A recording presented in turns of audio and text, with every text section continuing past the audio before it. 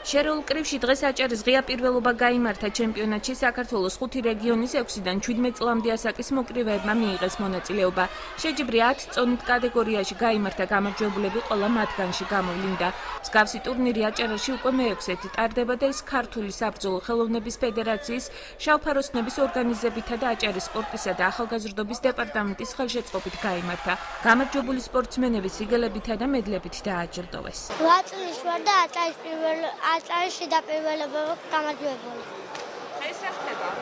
დღესაც უნდა მოვიგო. ამ ბოლო 2 წლის განმავლობაში მასობრიობა სერიოზულად გაზრდილია, თავისთავად დაფინანსებაც გაზრდილი აქვს ამათ და საომალოდ გვინდა რომ კიდევ შევძინოთ ამათ ფორმა ინვენტარი, ესე ვთქვათ, რომელიც მათ ჭირდება და აუცილებელია და ჩვენთვის ყველაზე მთავარი და ოლიმპიური სახეობა არის ქართული საბრძოლო ხელოვნება. ასე რომ ჩვენ ძალიან სერიოზულ ყურადღებას ვაქცევთ. სადაც ჩატარდა ეროვნული სახეობების ფესტივალი იტალიაში, ჩვენმა აჭარის სპორტსმენებმაც მიიღეთ მონაწილეობა როგორც საქართველოს წარმომადგენლებთან ერთად და ეს იყო ერთგვარი სტიმული და მაგალითი საომავლოდ ამ სახეობის სერიოზულად განვითარებას.